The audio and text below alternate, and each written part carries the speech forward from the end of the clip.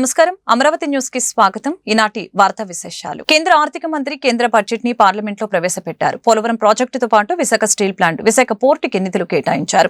Budget లో ఆంధ్రప్రదేశ్ కి సంబంధించిన కేటాయింపుల వివరాలు ఇలా ఉన్నాయి. పోలవరం ప్రాజెక్టుకి 5,936 కోట్లు, పోలవరం నిర్మాణానికి బ్యాలెన్స్ గ్రాంట్ గా 12,157 కోట్లు, విశాఖ స్టీల్ ప్లాంట్ కి 3,295 కోట్లు, విశాఖ పోర్ట్ కి 730 కోట్లు, రాష్ట్రంలోని ఆరోగ్య వ్యవస్థల బలోపేతానికి 162 కోట్లు, రాష్ట్రంలో జీరో బడ్జెట్ నేచురల్ ఫార్మింగ్ కి 186 కోట్లు, లెర్నింగ్ ట్రాన్స్ఫర్మేషన్ ఆపరేషన్ కి మద్దతుగా 375 కోట్లు, రాష్ట్రంలో రోడ్లు వంతెనల నిర్మాణానికి 240 కోట్లు, AP irrigation livelihood improvement project రెండో దశకి 242.50 కోట్లు కేటాయిస్తున్నట్లు బడ్జెట్ లో కేంద్ర మంత్రి ప్రకటించారు. కేంద్ర బడ్జెట్ 2025ని ముఖ్యమంత్రి చంద్రబాబు స్వాగతించారు. దేశ ఆర్థిక వ్యవస్థకి వెన్నెముక అయిన మధ్యతరగతి ప్రజలకి పన్ను మినహాయింపు గొప్ప పరిణామమని తెలిపారు. ప్రధాని మోదీ వికసిత భారత్ దార్శనికతను బడ్జెట్ ప్రతిబింబిస్తుందని చెప్పారు. ప్రజా అనుకూల ప్రగతిశీల బడ్జెట్ ని ఇవాళ నిర్మలా సీతారామన్ ప్రవేశపెట్టారని అన్నారు. మహిళలు, పేదలు, యువత, రైతుల సంక్షేమానికి ప్రాధాన్యతనిచ్చారన్న సీఎం రాబోయే 5 ఏళ్లలో వృద్ధికి 6 కీలక రంగాలని బడ్జెట్ గుర్తించిందని చెప్పారు. జాతీయ శ్రేయస్సు దిశగా ఈ బడ్జెట్ కీలక అడుగులు సూచిస్తుందని తెలిపారు. దేశానికి సుసంపన్నమైన భవిష్యత్తుని వాగ్దానం చేస్తూ సమగ్రమైన బ్లూ ప్రింట్ గా పనిచేస్తుందని అన్నారు. ఈ సందర్భంగా కేంద్ర ప్రభుత్వానికి ఆర్థిక మంత్రి నిర్మలా సీతారామన్ ను సీఎం చంద్రబాబు అభినందనలు తెలిపారు.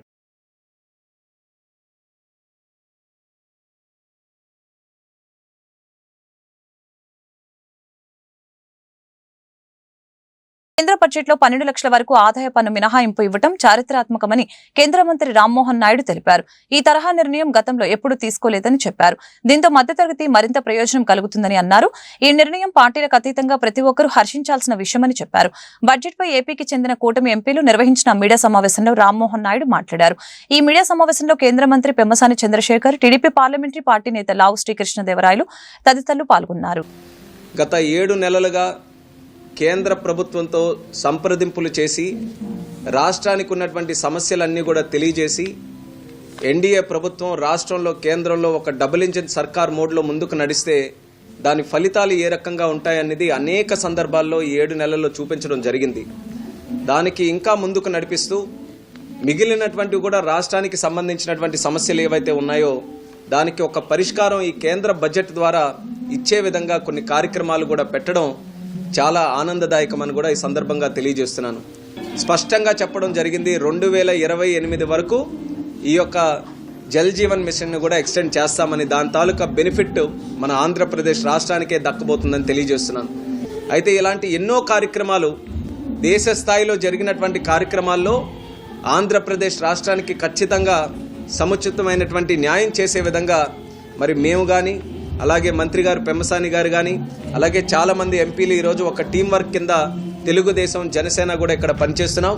అందరం కూడా కూలంకుషంగా బడ్జెట్ అంతా కూడా ఫుల్ ఫ్లెడ్జ్డ్గా స్టడీ చేసి ఎంతవరకు మన ఆంధ్రప్రదేశ్ రాష్ట్రానికి నిధులు కానీ స్కీమ్స్ కానీ తీసుకొని రాగలమో చంద్రబాబు నాయుడు గారి తాలూకా గైడెన్స్తో ఖచ్చితంగా అధిక శాతం మన ఆంధ్రప్రదేశ్ రాష్ట్రానికి తీసుకొని రావడానికి మేమందరం కూడా కృషి చేస్తామని కూడా తెలియజేస్తున్నాం. మనకి పోలవరం గురించి ప్రస్తావించి నిధులు కేటాయించారు. అలాగే అమరావతికి సంబంధించి సుమారు 15,000 కోట్ల రూపాయలు, తద్వారా చంద్రబాబు నాయుడు గారి తాలూకా పర్సూయింగ్తో మరొక 16,000 కోట్ల రూపాయలు హడ్కో నుంచి కూడా అమరావతికి సంబంధించి నిధులు తీసుకొని రాగలి. వేతన జీవులకి భారీ ఊరట కల్పిస్తూ కేంద్ర బడ్జెట్ లో కీలక ప్రకటన చేశారు ఆర్థిక మంత్రి నిర్మలా సీతారామన్. కొత్త పన్ను విధానంలో 12 లక్షల వరకు ఎలాంటి పన్ను చెల్లించనక్కర్లేదని వెల్లడించారు. దీనివలన అదనంగా 1 కోటి మందికి పైగా ప్రజలకి పన్ను భారం నుంచి ఊరట లభిస్తుందని తెలిపారు.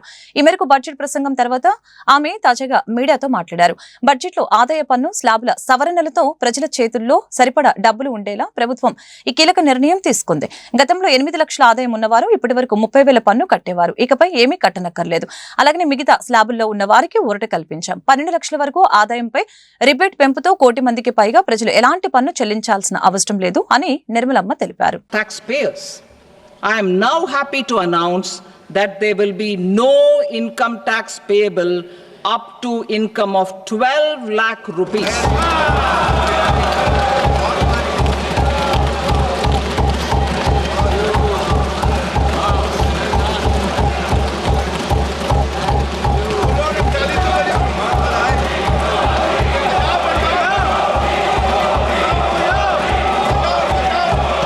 Personal income tax reforms with special focus on middle class. Democracy, demography, and demand are the key support pillars in our journey towards Vikasit Bharat. The middle class provides strength for India's growth. This government, under the leadership of Prime Minister Modi, has always believed in the admirable energy and ability of the middle class in nation building. In recognition of their contribution,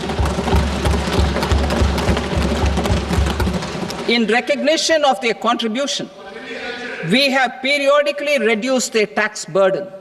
Right after 2014, the nil tax slab was raised to 2.5 lakhs of rupees, which was further raised to 5 lakh rupees in 2019 and to 7 lakh rupees in 2023.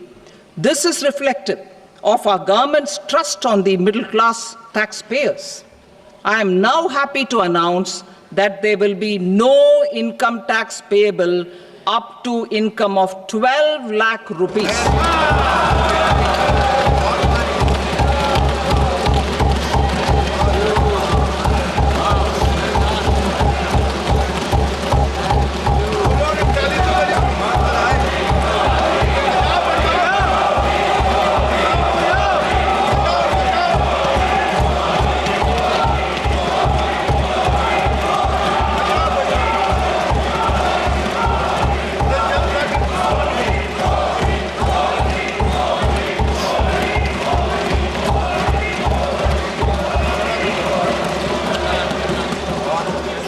So, average income of 1 lakh per month, other than the special rate income such as capital gains, under the new regime.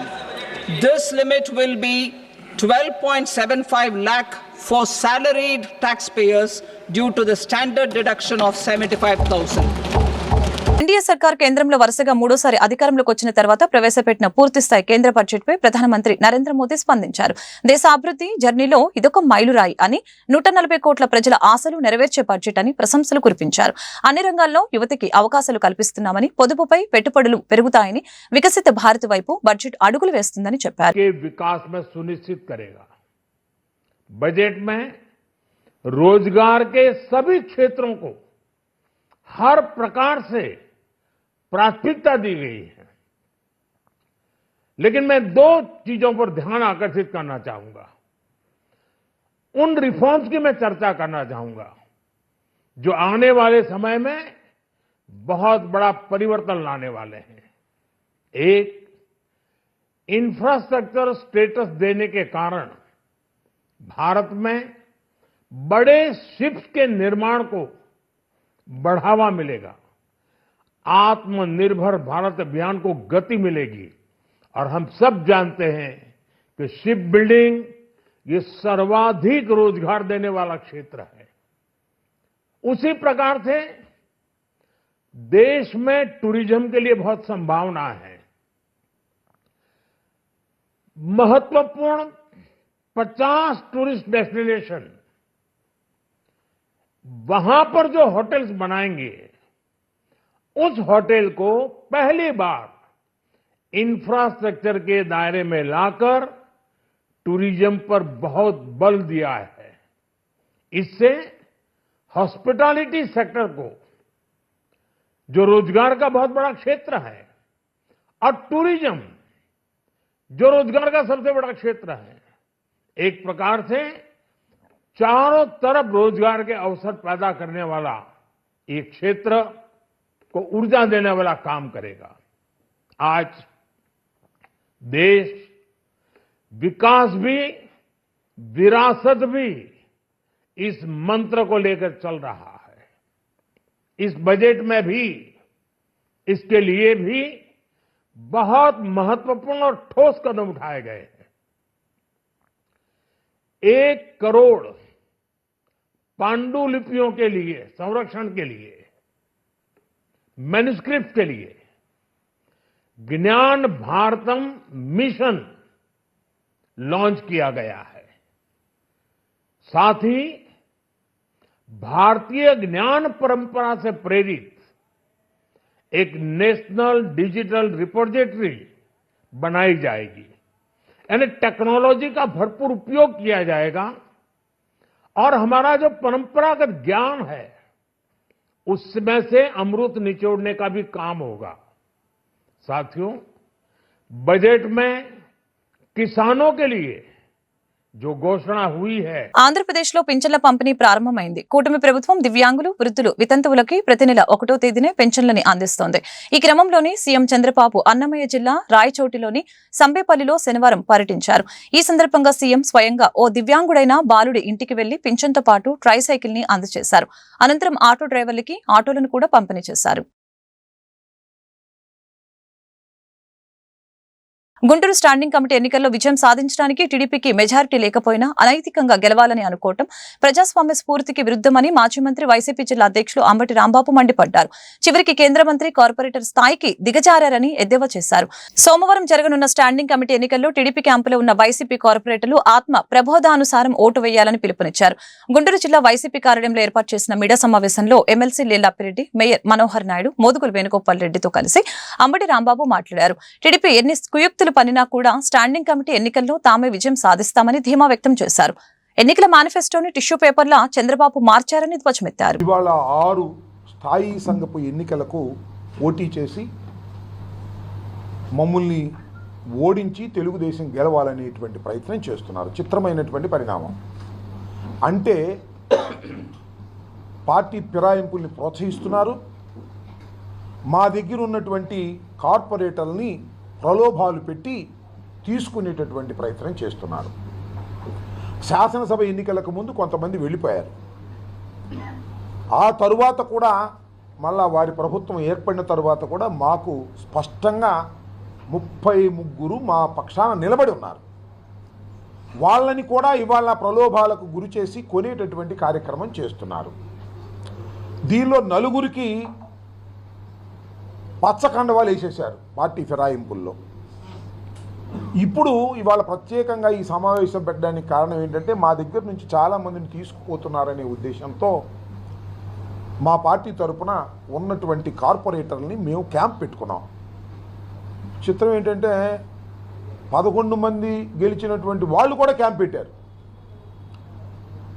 ఆ క్యాంపులు ఎవరున్నారు? Fan గుర్తు మీద గెలిచిన వాళ్ళు ఉన్నారు. సరే, glass గుర్తు మీద గెలిచిన వాళ్ళు, సైకిల్ గుర్తు మీద గెలిచిన వాళ్ళు ఉంటే పర్లా. ఫ్యాను గుర్తు మీద గెలిచిన వాళ్ళని కూడా తీసుకెళ్ళి అక్కడ పెట్టుకునే కార్యక్రమం చేస్తున్నారు. మేము క్యాంప్ పెట్టడం అంటే అర్థం ఏంటంటే, కోడి పిల్లల్ని కాపాడుకుంటుంది. గెద్ద నుంచి రెక్కలు ఇట్లా పెట్టి పైన గెద్ద తిరుగుతుంటే రెక్కల కింద కోడి పిల్లల్ని కనపడకుండా కాపాడుకునే ప్రయత్నం చేస్తుంది కోడి, ఎక్కడ గెద్ద తన్నుకుపోతుందని. మా పరిస్థితి కోడి పిల్లల్ని కాపాడుకున్నట్టుగా మేము కాపాడుకోవాలనుకుంటే గెద్దల్లాగా వారు తన్నుకుపోవాలనేటువంటి ఒక విష ప్రయత్నం చేస్తున్నారు.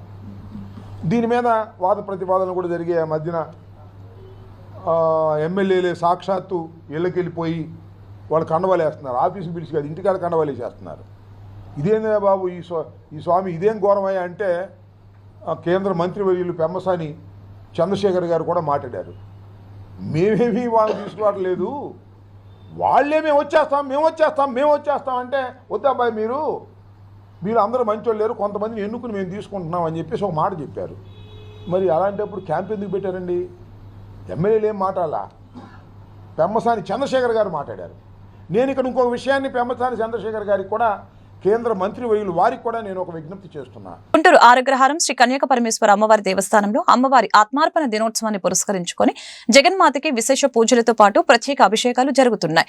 గుంటూరు అర్బన్ జిల్లా ఆర్యవైశ్య సంఘం ఆధ్వర్యంలో 5 రోజుల పాటు పలు ఆధ్యాత్మిక కార్యక్రమాలు శాస్త్రోక్తంగా కొనసాగుతాయని అధ్యక్షులు గుడివాడ రవీంద్ర కుమార్, కార్యదర్శి కోట శేషగిరిరావు, ఆలయ చైర్మన్ నిడమానూరి సురేష్ తెలిపారు. శనివారం జరిగిన సామూహిక కుంకుమార్చన కార్యక్రమంలో భక్తులు పెద్ద సంఖ్యలో పాల్గొన్నారని చెప్పారు. కార్యక్రమంలో గుంటూరు అర్బన్ జిల్లా ఆర్యవైశ్య మహిళా సంఘం అధ్యక్షులు ఓలేటి షర్మిల, కార్యదర్శి కొలిశెట్టి నీలిమ, కొట్టి, బొలిశెట్టి పాపారావు తదితరులు పాల్గొన్నారు. నమస్కారం అండి, నా పేరు సురేష్. శ్రీ కన్యకా పరమేశ్వర అమ్మవారి గుడి చైర్మన్. నేను ఆరగ్రహారంలో పెద్దమ్మవారి గుడి అని అంటారు. ఇది 103 సంవత్సరాలు గల చరిత్ర గల గుడి. నిన్న 31వ తారీఖు అమ్మవారి ఆత్మార్పణ దినం రంగరంగంగా బ్రహ్మాండంగా జరిగింది. వేలాది మంది భక్తులు వచ్చి అమ్మవారి దర్శించుకొని హోమాలు జరిగినాయి, హోమాల్లో పాల్గొన్నారు, కలశ పూజలో పాల్గొన్నారు. సాయంత్రం రథోత్సవం జరిగింది. సాయంత్రం కూడా వేలాది మంది ఊరంతా రథ వెమ్మటే అనేక రకాల ప్రోగ్రామ్స్తో, కోలాటాలతో అన్ని రకాలుగా భారీగా వేల మంది జనం పాల్గొని భక్తులు తీర్థప్రసాదాలు తీసుకుని అమ్మవారి ఆశీస్సులు తీసుకున్నారు. ఈరోజు కుంకుమ పూజ ఉంటుంది. ఈరోజు కూడా ఒక 500 మంది కుంకుమ పూజలో పాల్గొంటారు. ఈరోజు కూడా భోజనాలు ఉంటాయి. ఈ 4 రోజులు కంటిన్యూగా ఉంటాయండి. 4వ తారీఖు వరకు ఈ ప్రోగ్రాం 5 రోజులు జరుగుతుంది. ఈ 5 రోజుల్లో మెయిన్ ఫస్ట్ రోజు, తర్వాత 4 రోజులు కుంకుమ పూజలు. ప్రతిరోజు ఒక 500 మంది పాల్గొంటారు. వీళ్ళందరికీ అన్నప్రసాదన, అమ్మవారి ఆశీస్సులు. ప్రజా సాహిత్యం, కళలు, సంస్కృతిపై అఖిల భారత సభ గుంటూరులో ఘనంగా నిర్వహించుకుంటున్నామని అఖిల భారత ప్రజా సాహిత్య సాంస్కృతిక వేదిక జాతీయ ఉపాధ్యక్షుడు దివికుమార్ తెలిపారు. గుంటూరు ఏపీ ఎన్జీఓ కళ్యాణ మండపంలో శనివారం పలు రాష్ట్రాలకు చెందిన కళాకారులు నాటక ప్రదర్శన నిర్వహించారు. ఈ మేరకు దివికుమార్ మాట్లాడారు. అభ్యుదయ సామాజిక పురోగతిని కాంక్షిస్తూ ఈ సభని నిర్వహిస్తున్నామని పేర్కొన్నారు. భూస్వామ్య వ్యవస్థ అంతమొందించి నూతన ప్రజాస్వామ్య వ్యవస్థను స్థాపించడానికి ప్రజలు చేస్తున్న పోరాటానికి ఉత్తేజాన్ని, బలాన్ని సమకూర్చుతున్నాయని చెప్పారు. సామాజిక విప్లవ సాధనే లక్ష్యంగా ప్రగతిశీల ప్రజాస్వామిక రచయితలు, కళాకారులు తమ వంతు పాత్ర పోషిస్తున్నారని చెప్పారు. కార్యక్రమంలో అఖిల భారత ప్రజా సాహిత్య సాంస్కృతిక వేదిక నాయకులు గౌతమ్ ముఖర్జీ, అరుణ శ్రీదేవి, రమణ ప్రసాద్, ఉమా మహేశ్వరరావు తదితరులు పాల్గొన్నారు.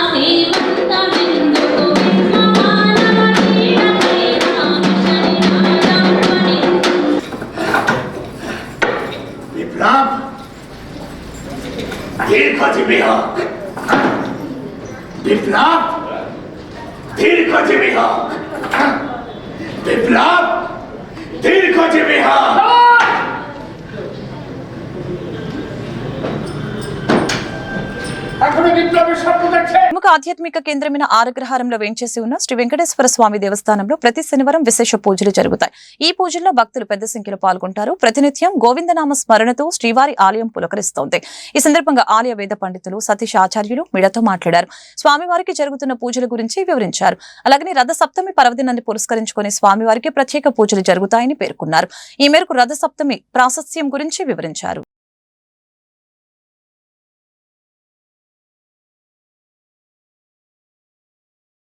కేంద్ర బడ్జెట్ వలన ఏపీకి వనగురింది ఏమీ లేదని సిపిఐ జిల్లా కార్యదర్శి జంగ అజయ్ కుమార్ పెదవి విరిచారు. ఇది ఏమాత్రం ప్రజా ఆమోదం లేని బడ్జెట్ గా అభివర్ణించారు. మరొకసారి మోడీ ప్రభుత్వం దేశ ప్రజలని మోసం చేసిందని ధ్వజమెత్తారు. శనివారం గుంటూరు జిల్లా సిపిఐ కార్యాలయంలో మీడియాతో మాట్లాడారు. కేంద్ర బడ్జెట్ తీరుపై మండిపడ్డారు. కేంద్ర మంత్రి నిర్మలా సీతారామన్ గారు ఈరోజు ప్రవేశపెట్టినటువంటి కేంద్ర బడ్జెట్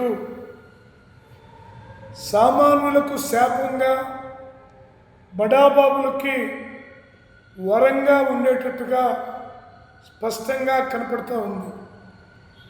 అంటే పేదలు మరింత పేదలుగా, ధనికులు మరింత ధనికులుగా, కార్పొరేట్లకు అనుకూలమైనటువంటి బడ్జెట్గా ఈ బడ్జెట్ని పేర్కొనవచ్చు. ఎంత దారుణం అంటే మొట్టమొదటిసారి రాజ్యసభ నుంచి, ఆంధ్రప్రదేశ్ నుంచి వైసీపీ వాళ్ళ అధికారంలో ఉన్నప్పుడు ఇక్కడి నుంచే నిర్మలా సీతారామన్ గారు రాజ్యసభ సభ్యురాలుగా వెళ్ళి అనంతరం మంత్రి అవడం జరిగింది. అలాంటి ఆంధ్రప్రదేశ్కి సంబంధించి కనీసం ఒక్క మాట కూడా మాట్లాడకపోవటం ఆంధ్రప్రదేశ్ ఎడల కేంద్ర ప్రభుత్వం యొక్క దుర్మార్గానికి అద్దం పడుతూ ఉన్నది.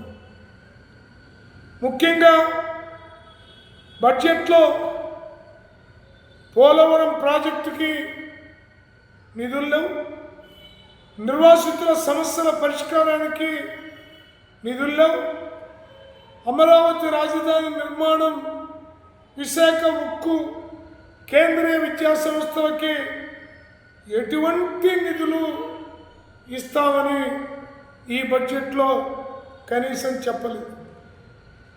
కాకపోతే ఈ బడ్జెట్లో త్వరలో ఎన్నికలు జరగబోతున్నటువంటి బీహార్కి మకాస్ board, food processing institute, IIT Patna, green ఎయిర్పోర్ట్లు, నీటి రవాణా,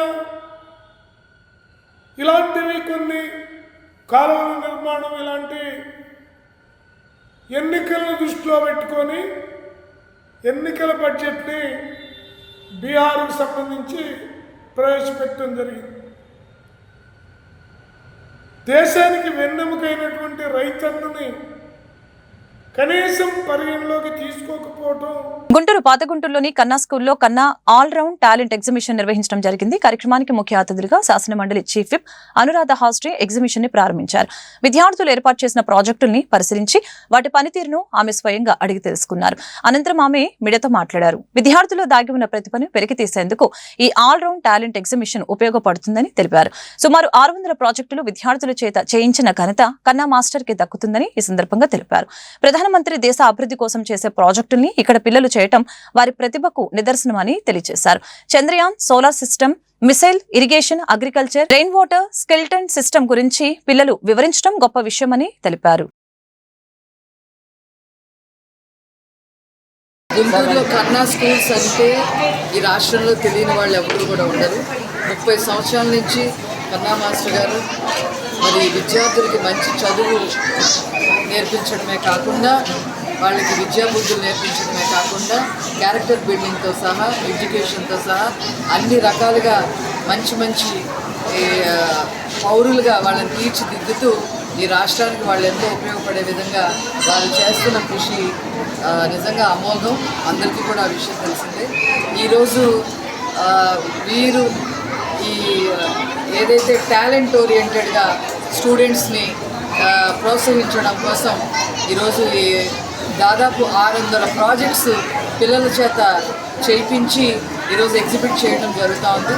దాదాపు ఈ యొక్క ఎగ్జిబిషన్కి 2000 మంది పైబడి విజిట్కి వస్తారని కూడా ఒక అంచనా ఉంది. అండ్ మోర్ ఓవర్ ఈరోజు పెట్టడానికి కారణం కూడా విద్యాశాఖ మంత్రి గారైన లోకేష్ గారు సాటర్డే నో బ్యాగ్స్ అని ఆయన ఏదైతే ఒక ఇష్యూని తీసుకొచ్చారో దాన్ని ఫుల్ఫిల్ చేసే విధంగా టుడే నో బ్యాగ్స్, ఓన్లీ ఎనలిటికల్గా ఈరోజు స్టూడెంట్స్ యొక్క ప్రతిభని బయట తీసే విధంగా ఈ సాటర్డేని ఈ స్కూల్స్ ముఖ్యంగా కన్నా మాస్టర్ గారు ఉపయోగించడం చాలా సంతోషకరమైన విషయంగా సందర్భంగా చెప్తున్నాను. యాక్చువల్గా నేను ఇక్కడికి 1 గంట టైం పెట్టుకొని వచ్చాను. నా గంట కాకుండా 3 గంటలు వెచ్చించినా కూడా ఇక్కడ సరిపోదు. నాకు కూడా వెళ్ళాలని లేదు చెప్పాలంటే.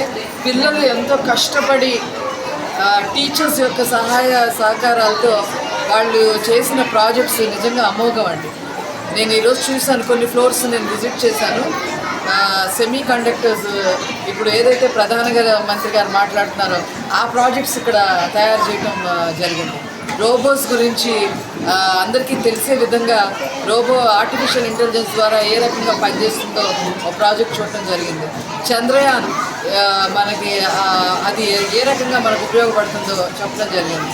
అదేవిధంగా సోలార్ సిస్టమ్స్ గురించి, మిసైల్స్ గురించి, ఇరిగేషన్ ప్రాసెస్ గురించి, అంటే ఎవరు ఎంత టెక్నాలజీ పెరిగినప్పటికీ కూడా అసలు మనకి ఆహారం అనేది ఎక్కడి నుంచి వస్తుంది అనేది బేసిక్గా తెలియాల్సిన అవసరం ఉంది. సో దానికి సంబంధించి అగ్రికల్చర్ అది స్టార్టింగ్ మొక్క నాటి దగ్గర నుంచి అది చివరికి మనకి ఏ రకంగా రైస్ వస్తుందో అనేది దాకా దాని గురించి, అదేవిధంగా ఇరిగేషన్ ప్రాజెక్ట్స్ గురించి, అలాగే రెయిన్ వాటర్ హార్వెస్ట్ గురించి, అన్నా ఆల్రౌండ్ టాలెంట్ ఎగ్జిబిషన్ 2025లో 600+ ప్రాజెక్ట్స్ పిల్లలు తయారు చేశారు. టీచర్స్ యొక్క సింపుల్ గైడెన్స్తో పిల్లలు చురుగ్గా తయారు చేశారు. అయితే వాటి మీద వాళ్ళు పట్టు సాధించడమే కాకుండా వాళ్ళకి ఆ పర్టికులర్ ప్రాజెక్టు నాలెడ్జే కాక అన్ని ప్రాజెక్టుల యొక్క నాలెడ్జి వాళ్ళకి తెలియాలనే ఉద్దేశంతో ఒక్కొక్క వ్యక్తి ఒక్కొక్క బాలుడు ఇక్కడ ఎక్స్ప్లెయిన్ చేసిన తర్వాత అన్ని చోట్లకి వెళ్ళి అన్నీ చూసొచ్చి ఈ నాలెడ్జ్ అంతా వాడు పొందాలి అనే ఉద్దేశంతో మేము చేసాం. అయితే ఈరోజు మాకు చీఫ్ గెస్ట్గా మేడం గారు వచ్చారు. అనురాధ గారు మరి చాలా ఆసక్తిగా అన్నీ చూశారు. ఆమె పిల్లల్ని పలకరించడమే కాక వినటమే కాకుండా వాళ్ళని ప్రోత్సహించారు. అది మాకు ఎంతో ఆనందంగా ఉంది. మరి మేము మేడం గారికి అనేక కృతజ్ఞతలు చెప్తూ ఈ ప్రోగ్రాం ఈరోజు రేపు కూడా జరుగుతుంది. ఒకవేళ మేడం గారు కుదిరితే మరలా వచ్చి మిగతా ప్రాజెక్ట్స్ కూడా చూడాలని కోరుతూ ఈ 2 రోజులు జరిగేటువంటి ఈ ప్రోగ్రాంలో పిల్లలు దాదాపు ఒక 1500 మంది పిల్లలు పార్టిసిపేట్ చేస్తున్నారు. 600 ప్రాజెక్ట్స్ ఉన్నాయి. అయితే ఒక ప్రాజెక్టు ముగ్గురికి నేర్పాము. ఎందుకనంటే ఒకరు వాళ్ళు అలిసిపోకూడదు అనే ఉద్దేశంతో చక్కగా ఒకటి ఇంకోటి చెప్తే రెండో వాళ్ళు రేపు చెప్తారు. ఆ విధంగా ఏర్పాటు చేసాం. అంటే వాళ్ళకి ఇబ్బంది లేకుండా నాలెడ్జ్ని గెయిన్ చేసి వాళ్ళు దాన్ని ఎంజాయ్ చేయాలనే ఉద్దేశంతో ఇది ఏర్పాటు చేయబడింది. ఈ వార్తలు ఇంతటితో సమాప్తం. మరొక బులెటిన్లో మళ్ళీ కలుద్దాం. నమస్కారం.